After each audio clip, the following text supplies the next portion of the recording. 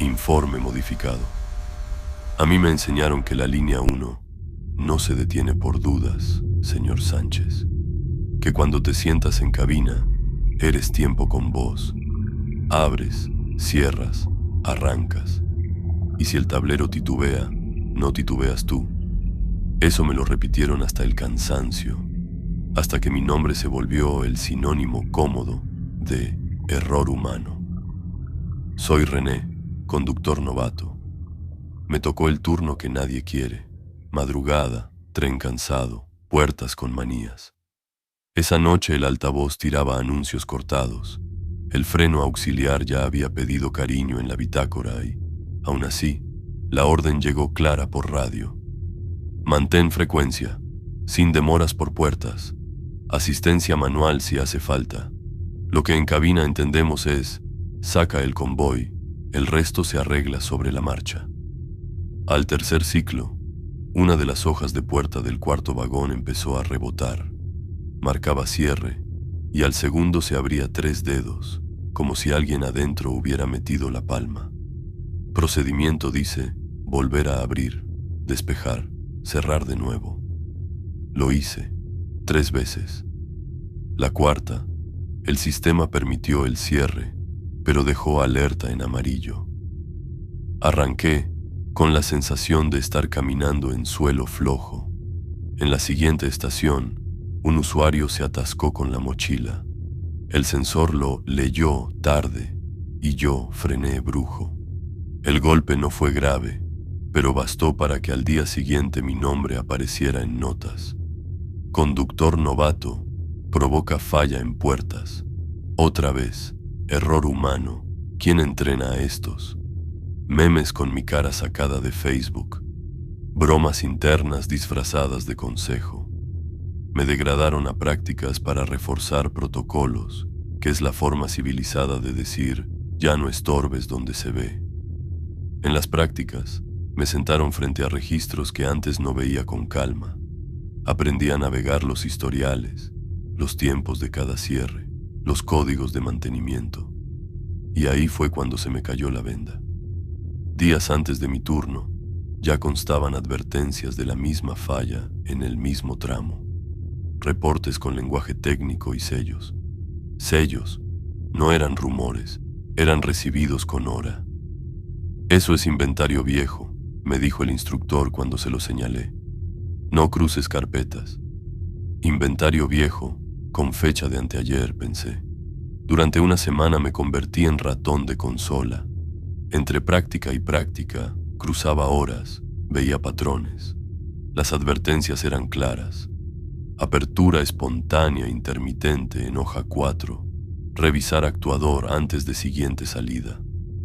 El tren salió igual. Salimos varios con esa instrucción muerta sobre el papel. Pero en público era más limpio decir error humano. Fue entonces cuando llegó el anónimo. No al correo institucional. A mi WhatsApp personal, al que casi nadie del trabajo tiene. Número desconocido. Un solo archivo. Captura del sistema con la misma falla. Marcada urgente 3 días antes de mi incidente. Arriba, sello digital de recibido por mantenimiento y otro por coordinación de operación. No había comentario, solo la imagen. Ni cuídate, ni úsalo, nada. Sentí alivio y miedo a la vez. Alivio porque no estaba inventando. Miedo porque alguien que sabe dónde mirar también sabe a quién mandarle cosas. Imprimí la captura en una papelería, 2 copias, blanco y negro. Metí una en una carpeta en casa, la otra en el forro de mi chamarra. Llegué al trabajo con la tentación de restregársela a medio mundo, pero me aguanté. Sabía que si la enseñaba sin red, me iban a voltear la jugada. Edición, fuente no confiable, no corresponde al folio. Preferí mirar si aún estaba en el sistema. Abrí la misma fecha, mismo tren, mismo tramo. Nada. El historial mostraba otra narrativa. Una microalerta aislada, sin prioridad, justo antes de mi turno. El sello de recibido ya no estaba. El folio aparecía, pero apuntaba a un texto genérico. Me sentí como si alguien me hubiera cambiado el piso bajo los pies. ¿Buscas algo, René?, preguntó el instructor sin levantar la vista. Reforzar el reporte, mentí. Las manos me sudaron dentro de la cabina de prácticas. Cuando terminó el día, revisé el anónimo. El número había desaparecido del chat, como si nunca hubiera escrito. No pude llamarlo de vuelta. No pude guardarlo bajo un nombre. Solo me quedaba esa hoja impresa con píxeles torcidos, suficiente para mí y totalmente insuficiente para cualquiera que quiera hacerse el ciego.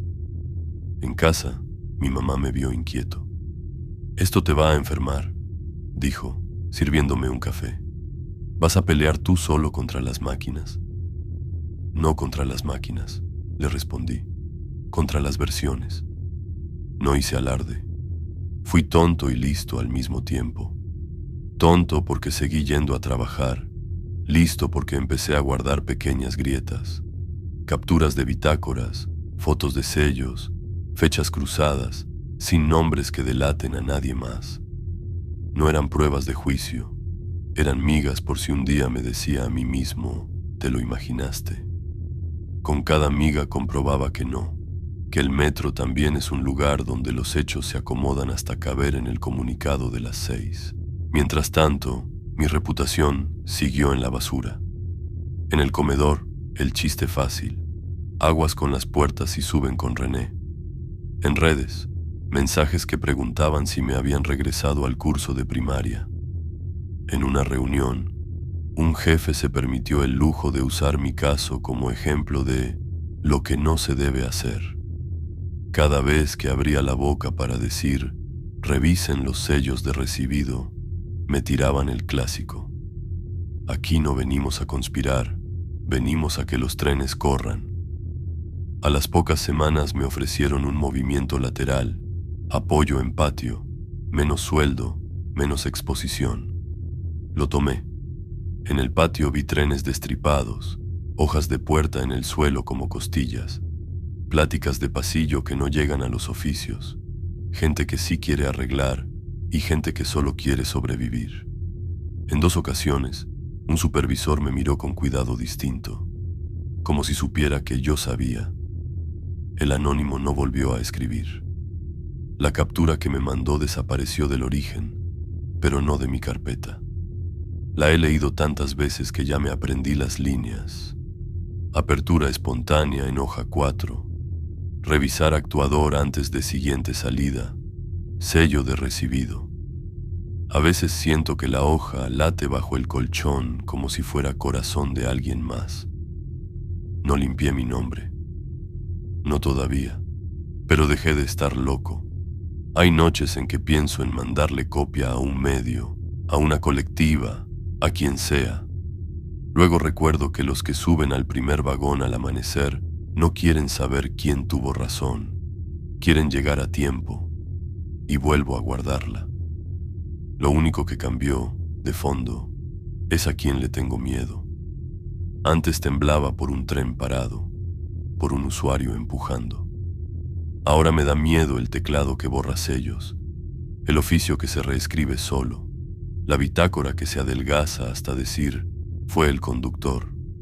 Aprendí a ver esas pequeñas grietas como oxígeno, huecos por donde quizá entre la luz si un día alguien, más que yo, decide mirar. Y así, si esta historia va a pegar con la que sigue, que pegue por el mismo lado, no donde asustan los túneles, sino donde tiembla la mano que firma, porque entre puertas que no cierran y reportes que se acomodan, el susto verdadero es descubrir que el sistema también sabe contar cuentos y que hay que aprender a leerlos al revés.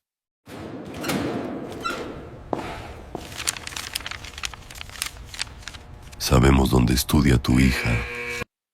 Señor Sánchez, escuche esto como si fuera reporte y confesión al mismo tiempo. El día que vi ese papel en mi mochila, entendí que el metro no solo mueve gente, también ordena a quienes pueden borrar a tu familia sin dejar rastro. Soy Iván, Seguridad en Pantitlán desde hace años. Turno variable, pago apenas justo. Vivo con mi hija Carla, que estudia la secundaria a unas cuadras de la línea 5. Desde niña le enseñé pasillos, salidas y combinaciones para que nunca se perdiera. Nunca imaginé que esa misma ruta se convertiría en el punto débil perfecto. Todo empezó una tarde entre semana. Pantitlán olía a lo de siempre: grasa, sudor, prisa. Yo cubría andén de correspondencia cuando vi a dos tipos junto a una barda de servicio, tomando fotos. No tenían cara de turistas ni de oficinistas. Mochilas al frente, lentes oscuros bajo techo, uno apuntando a cámaras, el otro a accesos restringidos. Les pedí que guardaran el celular. Me midieron sin decir nada. Avisé por radio, di posición y rasgos. Mi jefe respondió: recibido, Iván, sin reporte escrito, no te metas. La frecuencia se quedó muda. Ese silencio sonó a advertencia. Al terminar turno fui al vestidor. Abrí mi casillero, saqué la mochila. Del bolsillo interno cayó una hoja doblada en 4. Nadie, excepto compañeros, tiene llave de ahí. La abrí. Nombre completo de Carla, dirección exacta de su escuela, horario, estaciones donde hace transbordo, todo en letra clara. Al final, haz caso cuando te dicen que no te metas. Sin firma, sin número, solo la prueba de que alguien nos venía siguiendo de cerca. Me quedé sentado con la hoja temblando. Pregunté en voz alta quién era el gracioso. Nadie se rió. Uno volteó a ver al piso, otro se salió sin cambiarse. Mi jefe ni levantó la vista del teléfono. Esa noche Carla durmió con mi hermana. Le mentí con que iban a fumigar. Desde entonces, cada vez que subía a cabina a apoyar con cámaras, miraba distinto. En las pantallas, la gente es puntos que van y vienen, hasta que un rostro se queda. Un jueves, casi al cierre lo vi. Chamarra oscura, barba recortada, sin lentes. Apoyado en la columna donde Carla solía transbordar. No veía el reloj, no veía el celular. Solo alzó la cara y miró directo al lente. No abordó ningún tren. Se quedó hasta que el paneo cambió y se perdió entre la multitud. Lo volví a ver otros días, siempre en horas clave y siempre cerca de la misma puerta gris de servicio. En varias tomas, esa puerta aparecía apenas mal cerrada cuando él estaba en cuadro, como si alguien del lado interno hubiera olvidado el seguro en el momento exacto. Una madrugada, un operador viejo me pidió regresar la grabación. Ese tipo ya salió en otra línea, murmuró. Mismo truco con la puerta. Lo dijo bajito, como si supiera que nombrar ciertas cosas trae problemas. Fuera de protocolo revisamos días completos. Coincidía. Cuando ese sujeto aparecía, una puerta de servicio quedaba abierta o mal asegurada. Ruta limpia para entrar sin pagar, cruzar túneles, medir tiempos, localizar cámaras, ubicar puntos ciegos. El metro, convertido en plano interactivo para alguien que prepara algo serio. A los pocos días, otra nota en mi mochila. Carla hoy no tomó el metro. Bien, nada más. Ya no era advertencia, era confirmación de que seguían mirando nuestros pasos. Fui con mi jefe con todo, notas, impresiones de pantalla, horarios. Me escuchó con cara cansada. Ya se escaló información sensible, dijo. Tú no firmes nada, no des tu nombre, haz tu rondín y listo. Ese no des tu nombre me dejó claro que el miedo ya estaba dentro. Tomé decisiones sin pedir permiso. Cambié por completo la ruta de Carla. Ahora la llevaba yo mismo en camión o la dejaba con familia desde antes. Se enojó, claro. No soy niña, me dijo. Preferí su enojo a la sensación de que alguien la estaba marcando con plumón rojo en un mapa. En mi día libre armé una denuncia anónima. Descripción del sujeto: patrones, puertas, estaciones.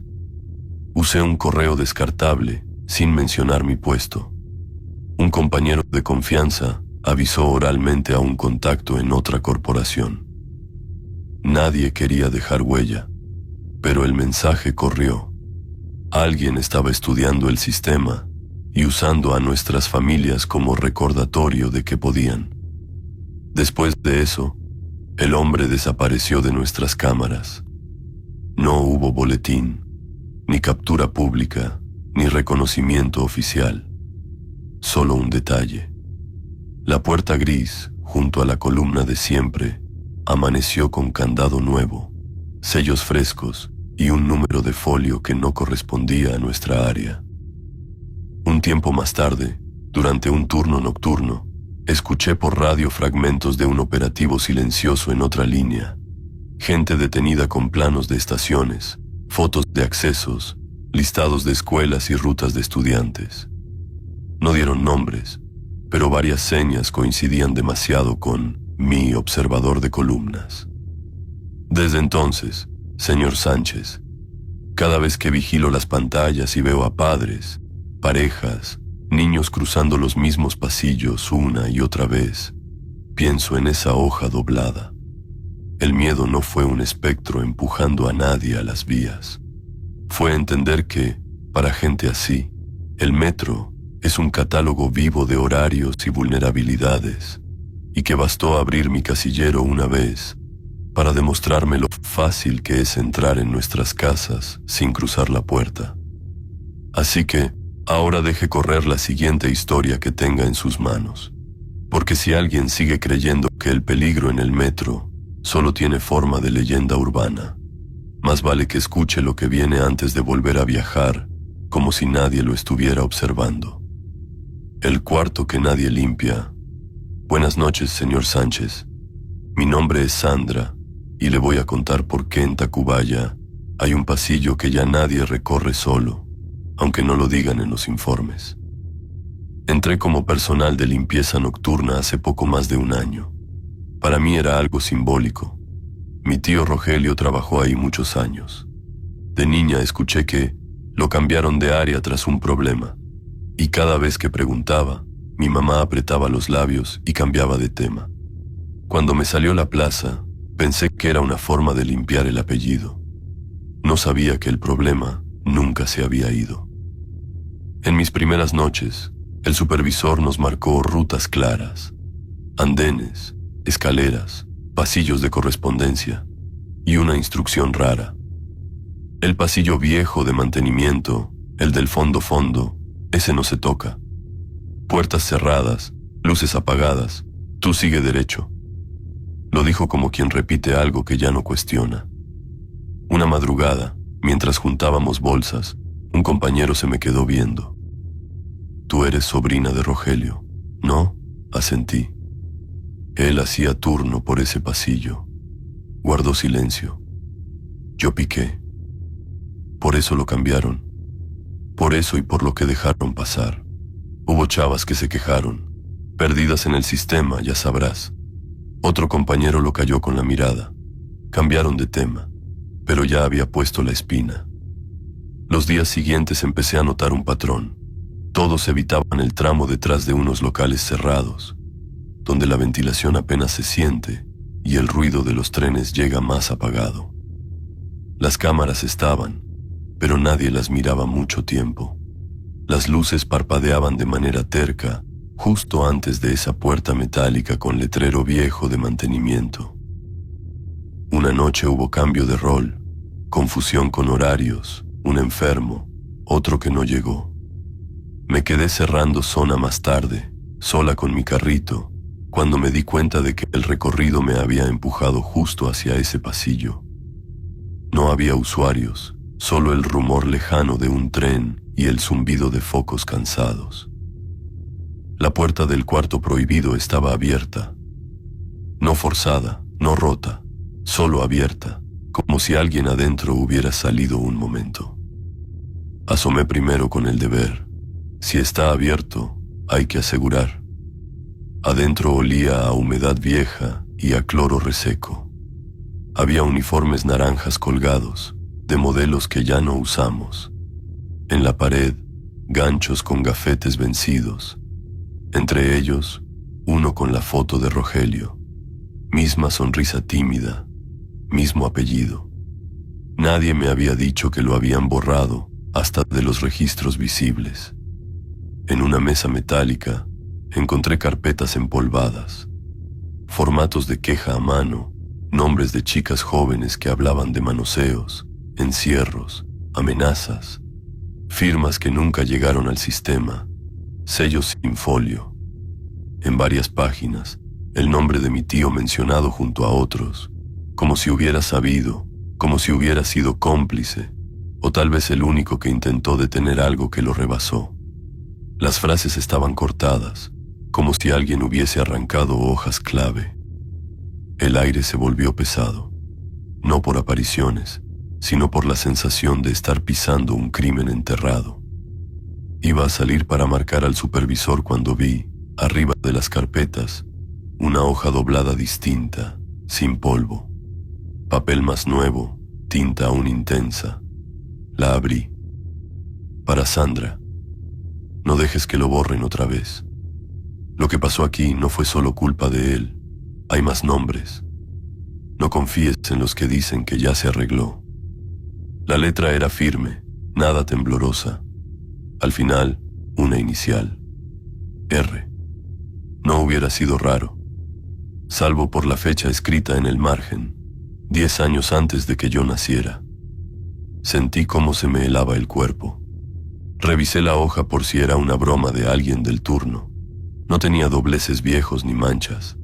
Era como si la hubieran puesto esa noche, esperándome. De pronto, en el pasillo, se encendió una tira completa de luces al mismo tiempo, como si alguien hubiera activado el sensor. Pero yo no había salido, y ahí casi no pasa nadie. Escuché pasos resolviendo el silencio, acercándose lentos, sin prisa. Asomé al umbral. El corredor seguía vacío. Entonces vi algo que hasta hoy nadie me explica. El gafete de Rogelio, que yo había dejado colgando, ahora estaba sobre la mesa, junto a la carta, como si alguien lo hubiera acomodado para que yo no dudara de la firma. Guardé copias de las quejas, fotografié todo con mi celular y cerré la puerta con seguro. Esa misma mañana, saliendo del turno, mandé el paquete escaneado de forma anónima al área jurídica y a una colectiva que trabaja con víctimas en el metro, sin nombres míos, sin mencionar que la carta venía dirigida a mí desde antes de existir. Días después, llegaron jefes que nunca pisan la estación a esas horas. Revisaron, midieron, sacaron cajas. El cuarto fue sellado oficialmente, cámara nueva, cintas amarillas. Versión oficial, reordenamiento de espacios. Versión interna, ya no te acerques ahí, Sandra, olvídalo. En mi casa pregunté otra vez por Rogelio. Mi mamá se echó a llorar sin explicación. Solo dijo, tu tío no era santo, pero tampoco era el diablo. Pagó por todos. No le enseñé la carta. No le dije que alguien o algo se aseguró de que yo la encontrara. Desde entonces, cuando barro los pasillos y veo a las chavas solas esperando tren, pienso que el silencio de mi familia nunca fue solo vergüenza. Fue impuesto. Alguien dentro del propio sistema decidió borrar pruebas, cambiar culpas, sellar puertas. Y aún así, Tacubaya encontró la forma de hablarle a la única persona con el mismo apellido que se atrevió a entrar. Así que, si usted sigue escuchando, señor Sánchez, no corte aquí, porque la siguiente historia viene de otra estación donde también juraron que ya se arregló todo, y hay cosas que el metro todavía tiene pendientes por mostrar. Último tren a la nómina.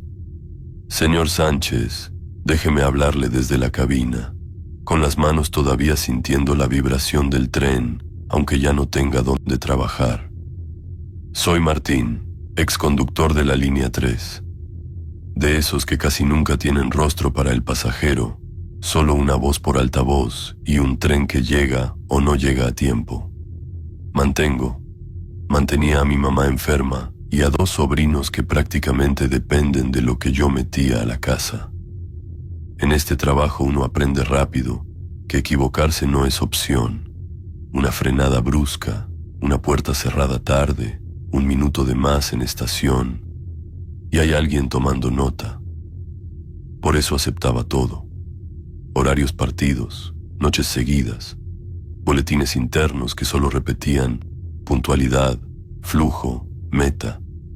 Cuando estás colgado de la nómina como única cuerda, las normas dejan de ser líneas en papel y se vuelven algo más pesado, algo que no puedes desafiar sin pensar en los medicamentos de tu madre. En los últimos meses, el último tren se volvió una escena repetida. Estaciones llenas de gente corriendo, mochilas golpeando, manos metiéndose entre puertas mientras la consola frente a mí marcaba tiempos, luces, avisos. El protocolo era claro. No puedes estar abriendo y cerrando por capricho. No puedes comprometer el cierre de línea porque alguien calculó mal. Yo veía piernas atrapadas, bolsas atascadas, rostros de súplica pegados al cristal, y seguía. Una noche en particular se me quedó clavada. Venía de sur a norte, cansado, con la radio escupiendo códigos de rutina. Último viaje.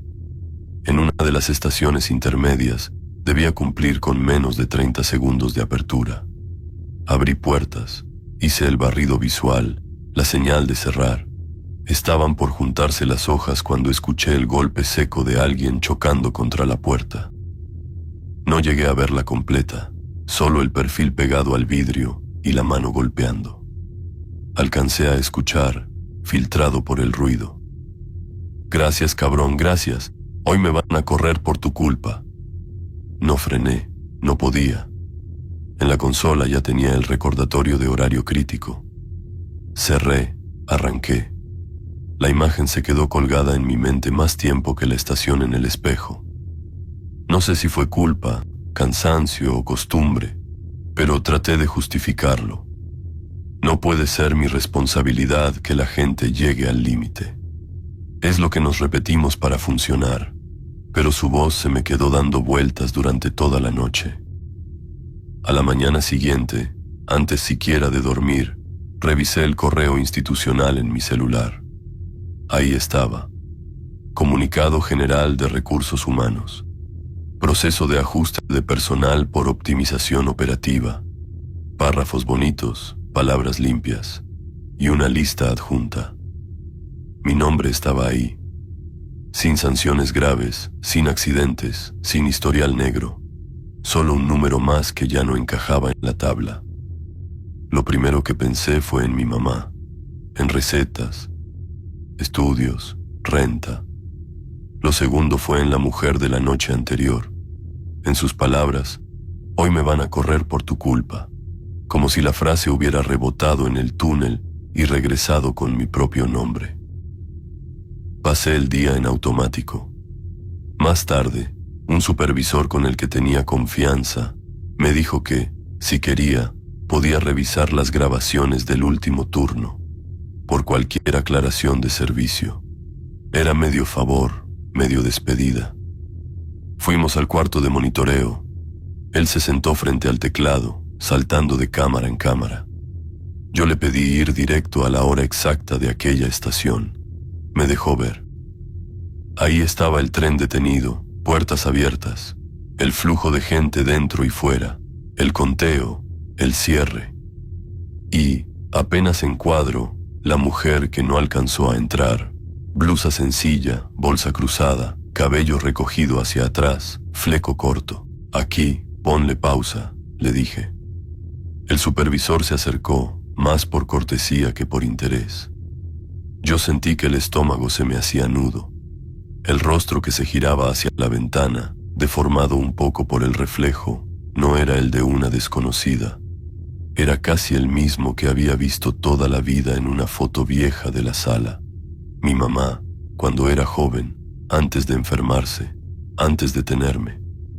misma forma de la cara, mismo peinado que yo solo conocía de las fotos sepia donde posaba con uniforme de oficina. Incluso la postura del enojo, la ceja levantada igual. «Acércala más», pedí. El supervisor obedeció, aburrido. Miró un segundo y dijo: «Se ve como cualquier usuaria, Martín. ¿Eso querías ver?» No notó nada, ni una sombra de inquietud. Para él era una más. Para mí era ver, estampado en el vidrio, el eco de la mujer que carga con mis cuentas médicas, gritándome desde otra época. Rebobinamos desde otras cámaras. En ninguna se veía con claridad como para decir «es ella». En ninguna parecía fuera de lugar, solo alguien llegando tarde, solo alguien furiosa con razón, solo una desconocida, con el mismo rostro que marcó mi vida. Esa noche tuve que tomar el metro como pasajero, ya sin uniforme, para volver a casa. Me tocó justo el último tren pasando lento, como siempre. Miré desde el andén a la cabina y entendí la distancia brutal que hay entre obedecer el tablero y ver a quienes se quedan del otro lado del cristal. No hubo aparición, ni manos espectrales, ni puertas embrujadas. Solo una coincidencia que se sintió demasiado exacta para serlo. Un aviso, quizá, de que el sistema que yo defendía con puntualidad de máquina funciona igual conmigo que con cualquier usuaria que corre al final. Si no entras a tiempo, si no sirves al tiempo, te quedas afuera. La verdadera parte fría, señor Sánchez, es que ya no sé qué me dio más miedo. Ver en ese rostro a mi madre joven, reclamándome por sacrificar a otros para conservar un trabajo que igual me iban a quitar, o entender que cada vez que cerré sin esperar, pude estar firmando una carta como la que me llegó a mí. Y ahora, mientras usted pasa a la siguiente historia, piense en eso. ¿Quién mira desde la ventanilla del último tren y quién se queda golpeando el vidrio, sabiendo que para el sistema los dos son reemplazables, pero para alguien en casa, uno solo era todo? Mapa equivocado. Dicen que el metro es el lugar más vigilado de la ciudad, señor Sánchez. Yo sé que es mentira, porque si de verdad lo miraran todo, a mí nunca me habrían dejado trabajar ahí. Soy Oscar. Casi un año hice envíos urgentes entre Oceanía y San Lázaro. Mochilas negras, todas iguales. Subir, bajar, cruzar correspondencias y entregar a alguien que ya sabía mi cara. Dinero rápido, sin nómina ni preguntas. Con renta atrasada y mi mamá con presión alta, fácil, seguro, solo transporte, sonaba mejor que cualquier advertencia. Los reclutadores se presentaron como mensajería que evitaba el tráfico. Me citaron afuera de Oceanía, junto a los puestos de jugos y tortas, hora pico.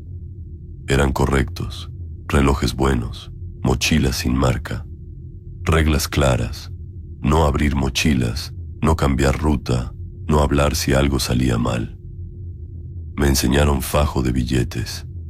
Asentí con hambre y con esa ilusión tonta de creer que uno controla algo. Al principio todo parecía normal. Tarjeta cargada, vagones llenos, yo diluido entre oficinistas y estudiantes. Oceanía, línea 5, conexión, San Lázaro, manos que recibían, sobre con pago. Ninguna palabra de más, ningún problema visible. Cualquier duda se ahogaba en el ruido de los carros y los anuncios. Permita el libre cierre de puertas. La grieta apareció una noche en Politécnico, cuando agregaron, solo por hoy, una vuelta extra porque confiamos en ti. Venía con mochila idéntica cuando vi en el andén contrario a un chavo joven pegado a la pared. Dos supuestos elementos de seguridad lo revisaban con violencia. Uno le jaló la mochila, otro le metió rodilla en la espalda. Tenía la misma mochila negra. El hielo me subió cuando reconocí a uno de los revisores. Era el mismo que me había contratado, ahora con chaleco y radio. Alzó la mirada. Cruzamos ojos un instante. Su expresión fue clara. Tú no has visto nada. El tren cerró puertas y yo dejé que los gritos se quedaran del lado de afuera. No me bajé, no ayudé. Seguí hasta San Lázaro, entregué como siempre. Pero la escena se quedó pegada como anuncio repetido, y desde entonces empecé a notar patrones. Los mismos rostros en distintas líneas, chalecos sin coincidencia de logos, mochilas clonadas en espaldas nerviosas, y la frase de ellos taladrando: tú no eres responsable de lo que otros cargan. Una noche, casi vacío el vagón, me entregaron otra mochila en Oceanía. El tipo sonrió demasiado. Entrega rápido, no te distraigas, dijo. Me senté junto a la puerta. El peso era distinto. No olía a nada, no sonaban frascos ni metal, solo algo rígido. En el tramo hacia Consulado cedí. Abrí el cierre apenas, cubriéndolo con la chamarra. Adentro, folders, copias de identificaciones, INES, credenciales escolares, gafetes, todas de mujeres jóvenes. Al lado de cada copia, una hoja con notas a mano, horarios, estaciones, vagones habituales, señas como siempre mochila rosa, sale por acceso tal, vive cerca de tal paradero, se sube sola en último tren. Flechas, círculos, cruces sobre nombres de estaciones. No eran envíos, era un inventario de vidas localizadas. Cerré de golpe cuando anunciaron estación. Sentí mirada.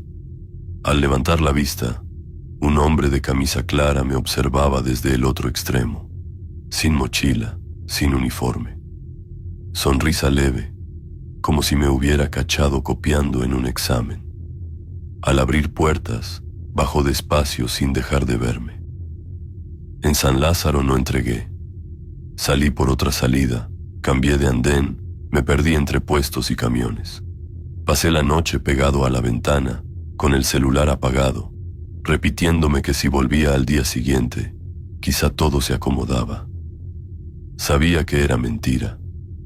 Al día siguiente, ya como usuario, subí a un vagón de la línea 1. En el asiento frente a mí había un sobre manila limpio. Nadie alrededor lo reclamó. Lo abrí. Dentro, una sola hoja. Fotos impresas de cámaras del metro. Yo entrando a Oceanía, haciendo transbordo, bajando en San Lázaro, distintas fechas. En algunas traía mochila, en otras no. Al final, en negro, el metro también guarda memoria. No era amenaza improvisada, era alguien con acceso a lo que creemos que se borra en la oscuridad de los túneles. Esa semana denuncié anónimo, correo a organización, llamada desde teléfono público. Conté rutas, descripciones, mochilas, Politécnico, el falso operativo. La respuesta fue cortés y vacía. Gracias por la información, daremos seguimiento. Ningún folio. Ningún policía tocando a mi puerta para preguntar más. Del otro lado, solo un mensaje de los reclutadores. Te perdiste de buena lana, cuídate.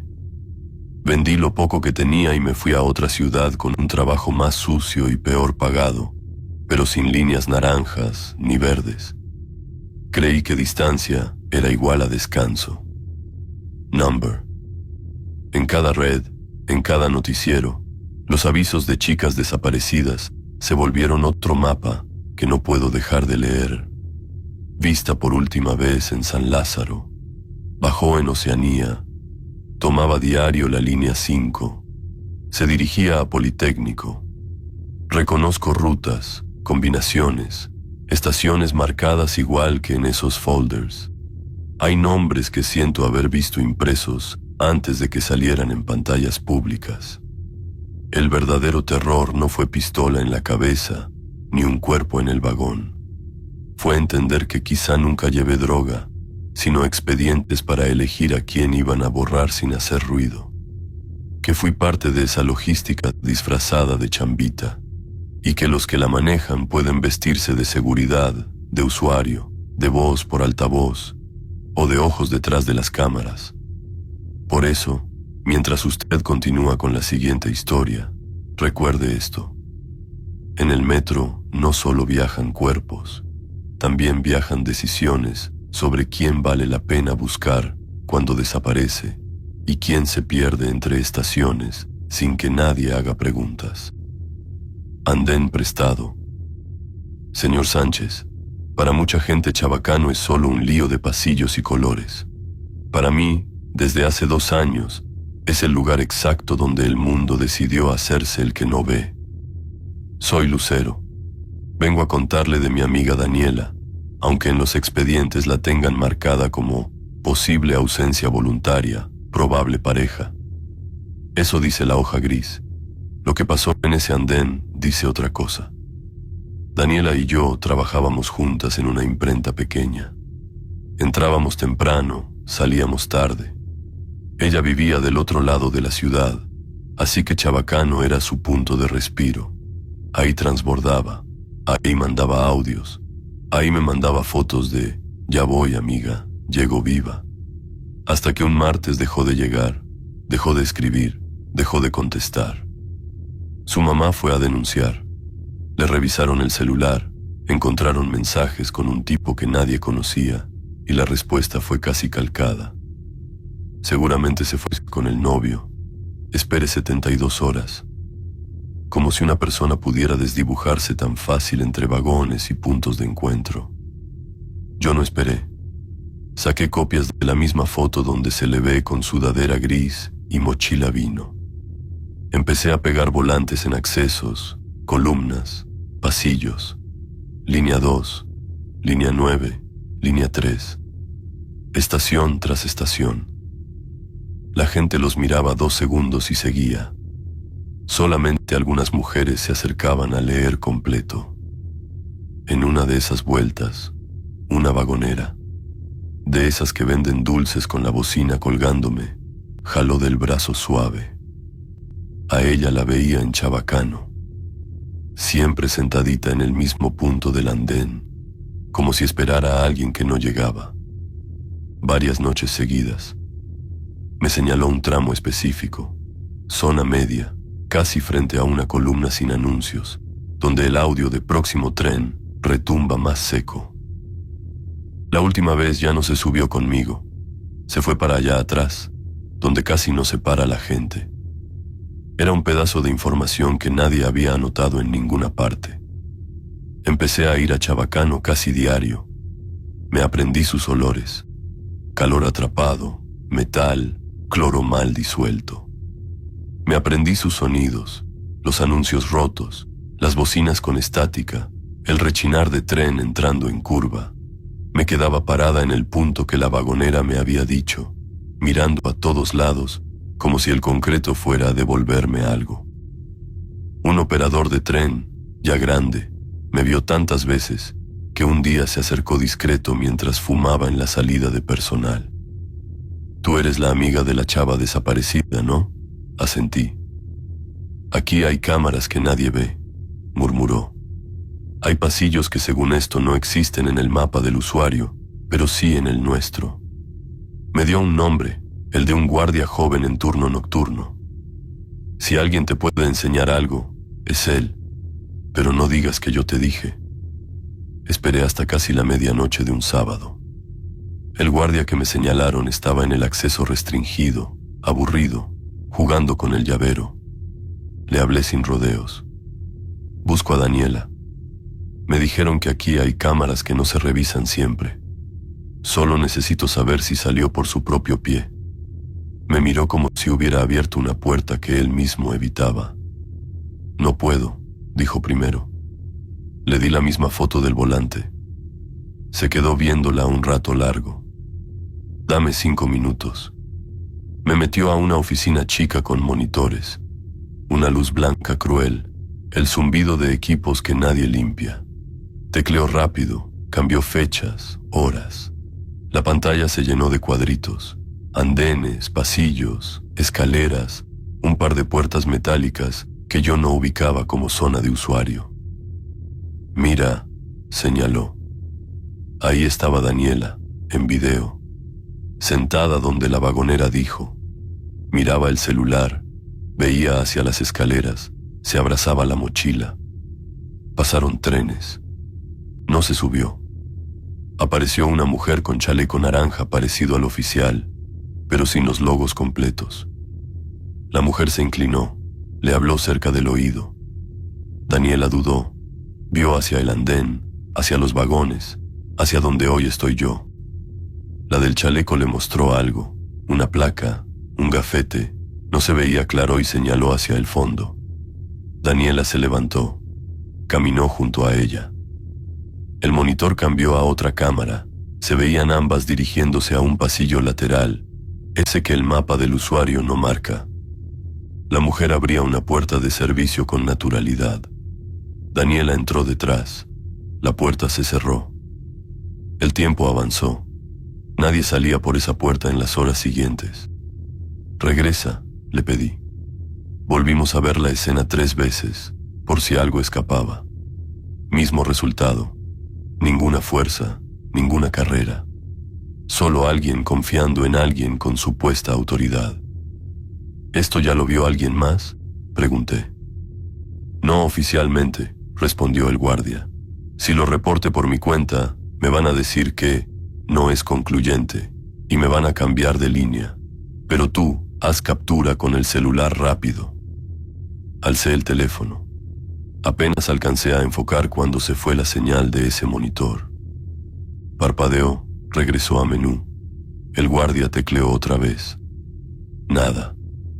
Ese archivo, ese canal específico, ya no estaba. No toqué nada, balbuceó. Te juro que no toqué nada. Lo citaron a revisión de procedimientos 2 días después. Cuando volví a buscarlo, otro guardia ocupaba su lugar. Lo cambiaron a otra línea, me dijo. Cosas internas. Intenté entrar por vía legal con la poca evidencia que tenía. La vagonera, mi recuerdo del video a medias, el comentario del operador. La respuesta institucional fue la misma, pero con membrete. Se revisaron cámaras y no se encontró incidente relevante. Su amiga probablemente salió por otra salida. Hay que esperar. Ahí entendí que daba más miedo. No la imagen de la puerta tragándose a Daniela, sino ver qué rápido podía tragarse también el sistema cualquier rastro incómodo. Me sumé a un colectivo de familias que buscan dentro y alrededor del metro.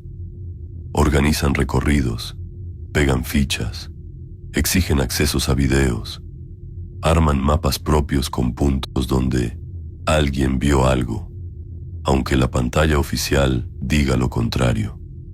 Chabacano, Hidalgo, Pino Suárez, Tacubaya.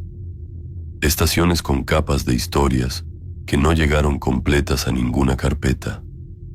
Nunca encontramos el cuerpo de Daniela. Nunca nos dieron un sí ni un no.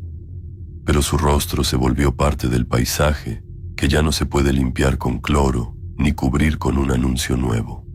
Cada vez que una madre, una hermana, una amiga levanta un volante en el andén y pregunta si alguien vio a tal persona, siento que estamos ocupando el andén que le prestaron a mi amiga para desaparecerla.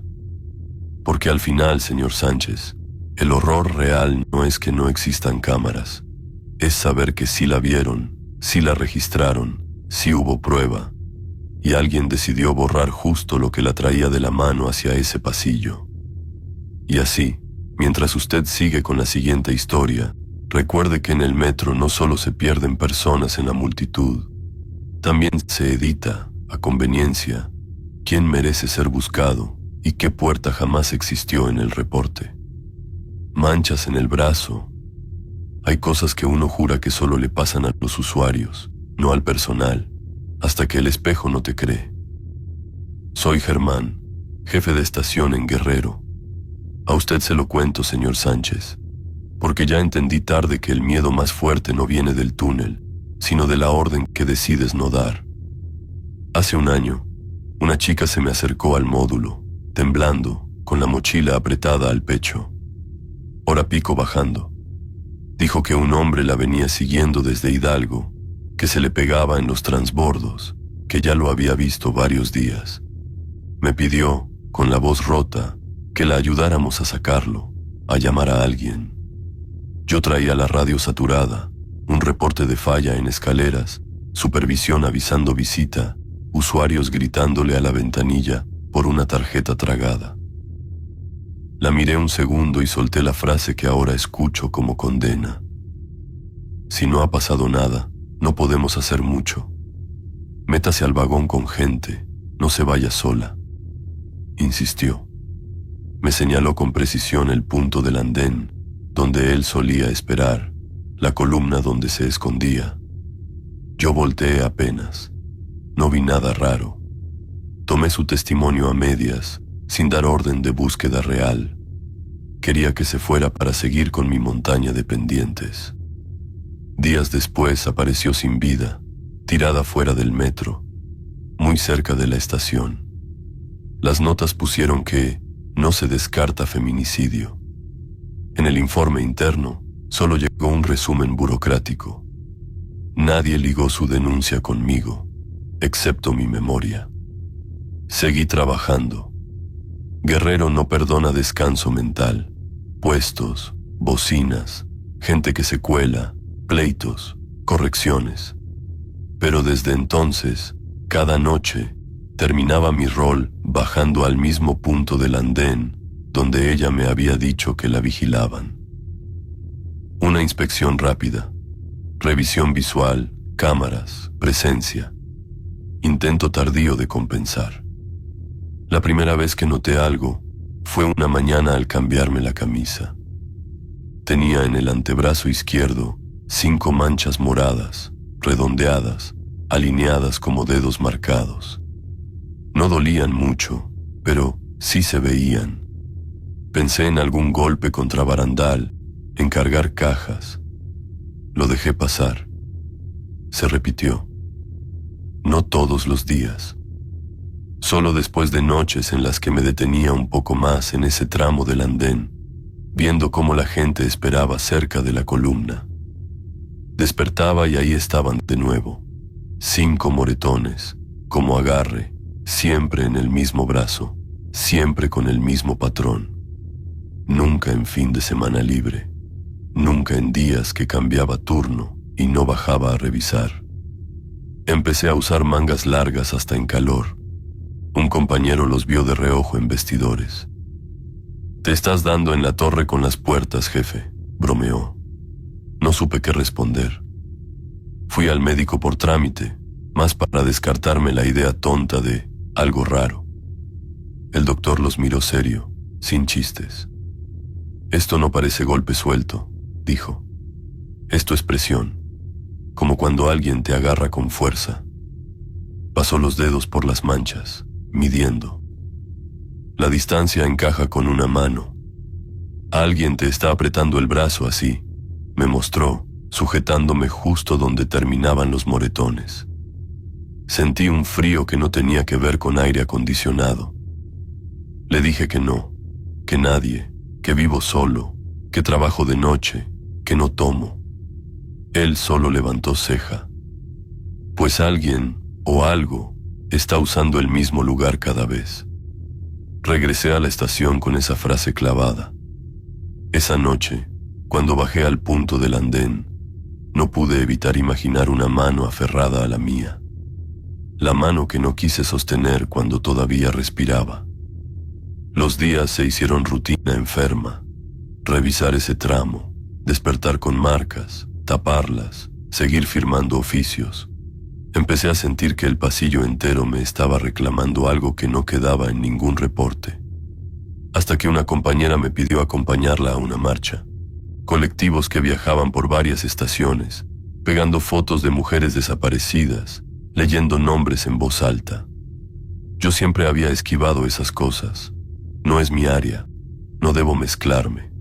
Esta vez dije que sí, sin decir por qué. Fuimos un domingo.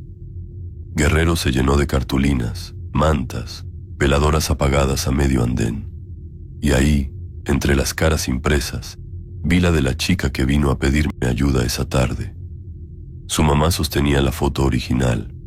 Contaba, frente a medios pequeños y celulares, que su hija sí había pedido apoyo, que nadie la tomó en serio, que nadie revisó cámaras a tiempo. No pude acercarme a decir, fui yo el que la despachó con una recomendación barata.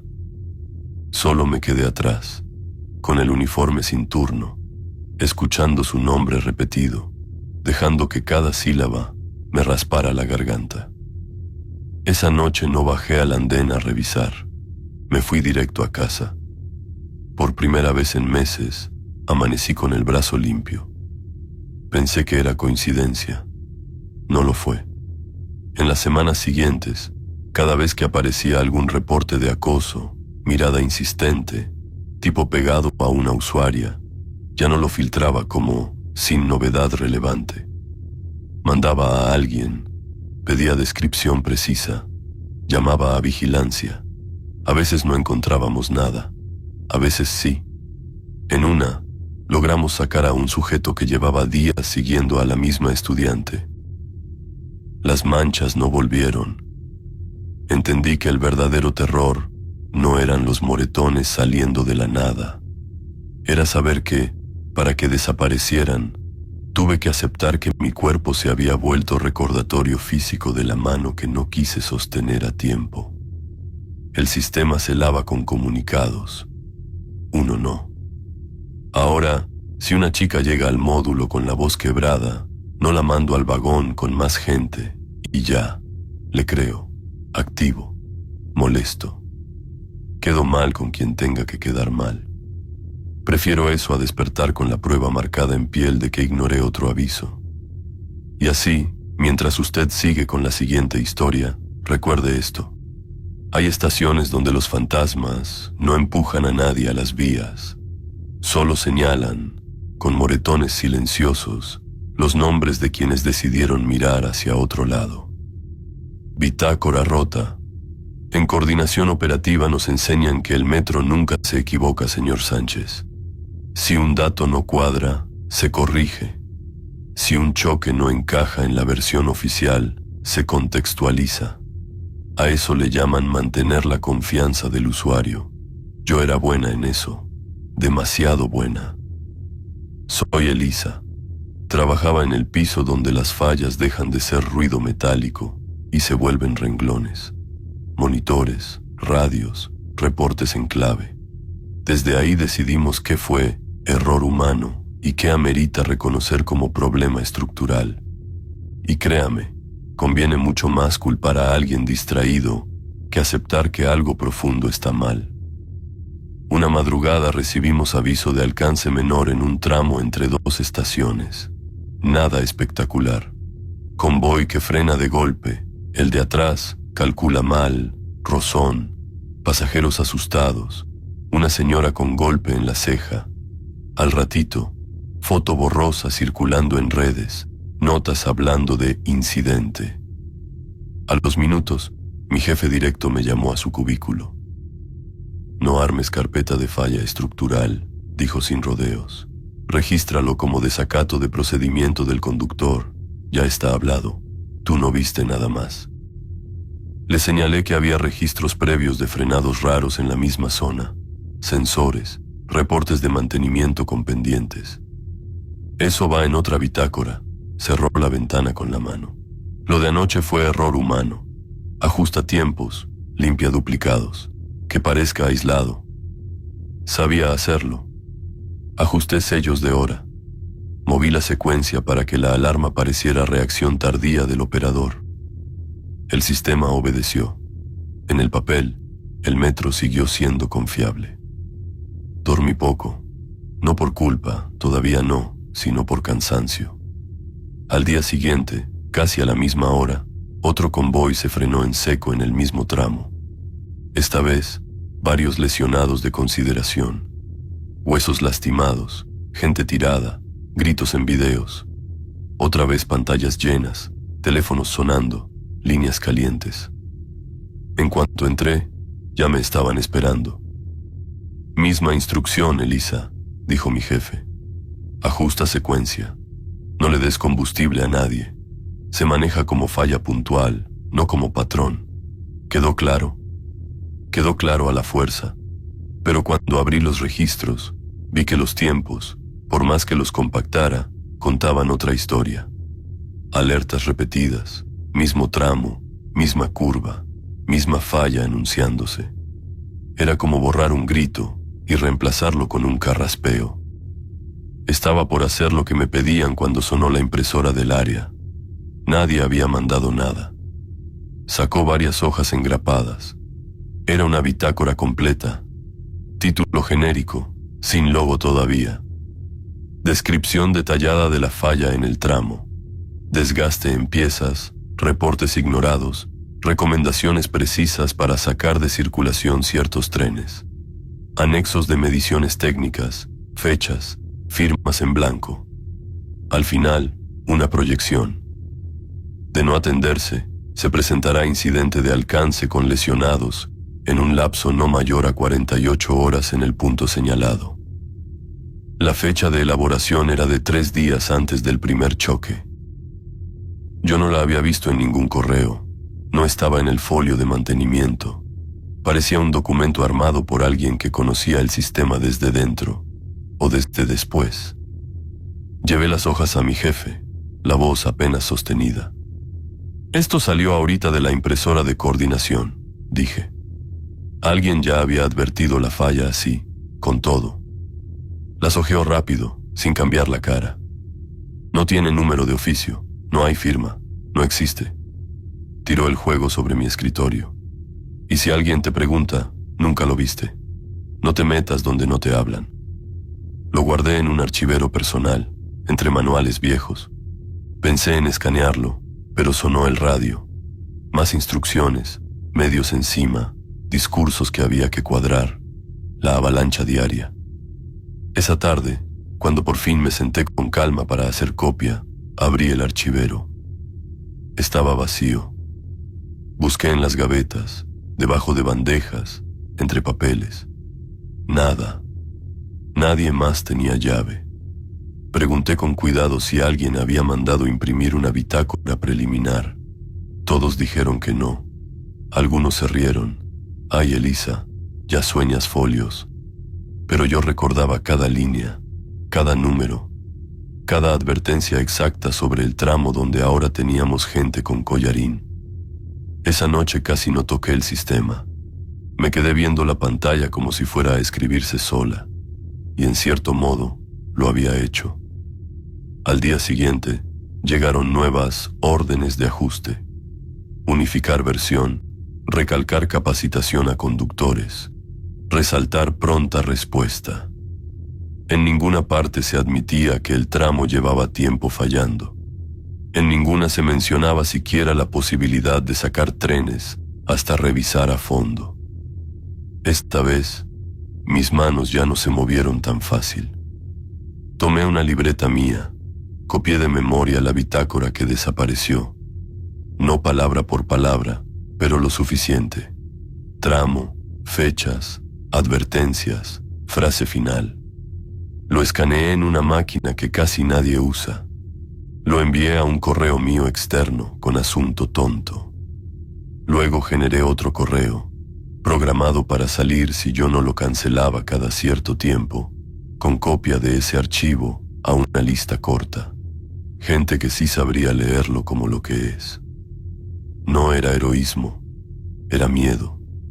Miedo de seguir siendo parte de la tinta que tapa la sangre hasta que toque escribir mi propio nombre. Después de eso, cada vez que alguien venía con indicación de «ajusta esto, no conviene así», preguntaba más. Pedía referencias, guardaba respaldos. Había quien me veía con fastidio, quien me marcaba de «complicada». Otros empezaron, en voz baja, a mandarme capturas, notas, inconsistencias. El rumor de que Elisa guarda cosas se volvió molestia para algunos y alivio para otros. El documento original nunca reapareció.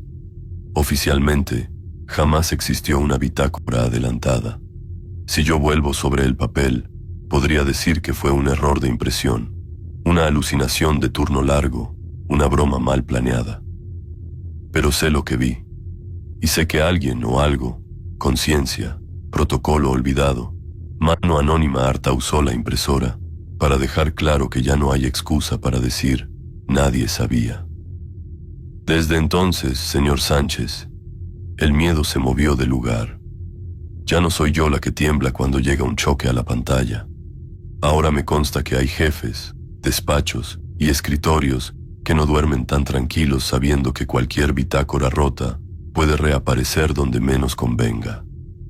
Y por eso, mientras usted pasa a la siguiente historia, tenga presente que en el metro el terror no siempre es un túnel oscuro. A veces es un renglón que alguien intentó borrar y que decidió escribirse solo en otra parte. Zona muerta en Zapata. Mire, señor Sánchez, yo no vengo a hablarle de fantasmas con cadenas. Yo vendo dulces. Me dicen Don Polo. Soy el viejito de las paletas y los cacahuates en Zapata, el que le grita, lleves tu chocolatito a los que corren en la correspondencia. Viudo desde hace años, sin hijos, sin nadie esperándome arriba. Mi vida social es el andén, los policías que ya me ubican, los operadores que saludan con la mano, los chavos que me compran siempre lo mismo. Cuando cierran servicio, las luces bajan un tono. La voz del sistema anuncia el último tren.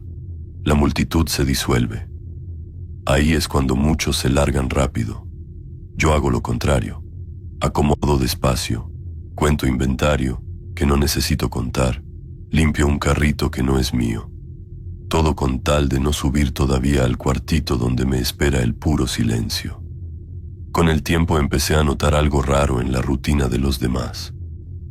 Hay un tramo del andén de la línea 3, casi pegado a una columna despintada, donde la gente se apura siempre un poco más cuando ya es tarde. No es que corran, es un acelerón ligero, como si quisieran atravesar ese pedazo sin pensarlo. Los pocos que se quedan hasta el final nunca se plantan ahí, se hacen tantito para adelante o tantito para atrás.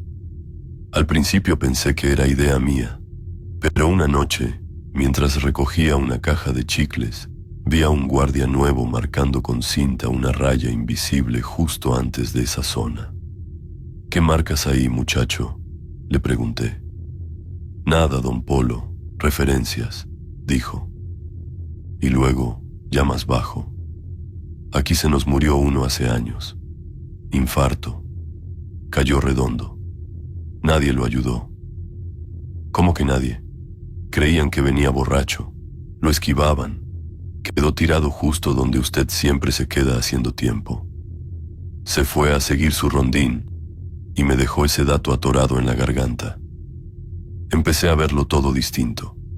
Cada vez que pasaba por ese tramo para cambiar de lado, me imaginaba al hombre tirado, la gente rodeándolo como si fuera un bulto, pegada al celular, tapándose la nariz, pensando, ya vendrá alguien.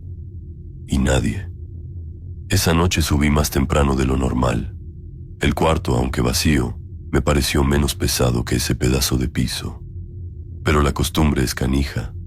Días después volví a alargar mi salida. Último tren, anuncios de cierre, luces a media fuerza. El guardia me hizo seña de que ya casi. Yo le dije que sí, que ya me iba. Fui a dejar una bolsa, recogí otra, di vueltas innecesarias. Hasta que sin darme cuenta me quedé solo. Ni trenes, ni vendedores, ni guardias a la vista. Solo yo y el rumor lejano de ventilación. Estaba parado exactamente en ese tramo cuando sentí que algo se cerraba por dentro. No fue susto de película, fue cuerpo. Un jalón en el pecho, como si alguien me apretara por dentro con mano dura. Se me cortó el aire, las rodillas flojas. El carrito se me fue un poquito de lado. Pensé en gritar, pero la voz se quedó atrapada. Miré alrededor. Nada, ningún alma. Ni siquiera un borracho para decir, aguante, don. Me vino a la cabeza la imagen del hombre muerto que nadie quiso ver. Me vi yo tirado igual, con mis dulces regados, convertido en obstáculo que saltan de lado sin preguntar. Muévete, me dije. Pero el cuerpo no obedecía bonito. Di 2 pasos. Sentí que se me apagaba la vista. Me recargué en la columna, justo en la raya imaginaria que el guardia había marcado. Otro jalón. El sudor frío debajo de la gorra. No sé cómo, pero alcancé a poder arrastrar el carrito hacia la salida. Cada foco que dejaba atrás se sentía como si me soltara tantito. Apenas crucé los torniquetes, el aire regresó de golpe, como si ahí arriba alguien hubiera abierto una ventana invisible. Me senté en el primer escalón. Un policía se asomó. ¿Todo bien, don Polo? Sí, solo me mareé tantito, mentí, acomodándome la camisa para que no se notara el temblor. Al día siguiente no jugué al valiente, fui a la clínica. Electro, presión, preguntas. El doctor, joven pero serio, vio los resultados y me habló sin adornos. Tiene principio de problema cardíaco, don. Si se hubiera hecho el fuerte, pudo haberle dado algo feo ahí abajo. Tiene que cuidarse, cambiar hábitos, no estar tantas horas de pie, menos desvelos, menos estrés. Pensé en mi cuarto solo, pensé en el andén, pensé en ese pedazo de piso donde casi me quedo. Si se siente mal en el metro, pida ayuda, agregó. No espere a que se le pase. Me reí bajito, más por no llorar. Desde entonces, cierro antes. Ya no estiro minutos para engañar la soledad. Los guardias se acostumbraron a verme subir con el último tren de verdad, no después. Cuando me quedo un poco más, me mantengo lejos de esa zona, no por miedo a un muerto resentido, sino porque ya vi la escena completa. Yo en el piso, la gente rodeando, ninguno sabiendo mi nombre. Empecé también a fijarme en los demás. Si veo a alguien raro, sentado de más, sudando, respirando chueco, me acerco. Les ofrezco agua, les hablo al guardia. Hay quienes se molestan, hay quienes agradecen. A mí me da igual. No quiero ser parte del público que un día le dio la vuelta a un cuerpo tirado. Mi terror no es una sombra que jala de los pies. Es entender lo fácil que es morirse a la vista de todos en un lugar donde nadie quiere ser el último en detenerse, donde cada quien cuida su salida, su conexión, su prisa, y un viejo ambulante más no pesa. Por eso se lo cuento, señor Sánchez, porque todos estos relatos que ha venido hilando no son cuentos de túneles embrujados, son avisos, son manos que nadie tomó, fallas que se maquillaron, cámaras que voltearon a otro lado, mochilas que cargaron nombres ajenos, andenes que vieron cómo dejaban sola a una muchacha, jefes que aprendieron a escuchar tarde. El metro, al final, no necesitó monstruos para dar miedo. Le bastó con mostrarnos lo que somos cuando creemos que nadie está mirando. Y así cerramos aquí. Si alguien llega a escuchar estas historias en la oscuridad de su cuarto o en el último vagón, ojalá que al otro día mire distinto el andén, a la gente que pide ayuda, a los reportes que suenan exagerados. Porque el verdadero horror, señor Sánchez, sería que después de todo esto, el sistema y los que lo usamos sigamos pasando de largo como si nada.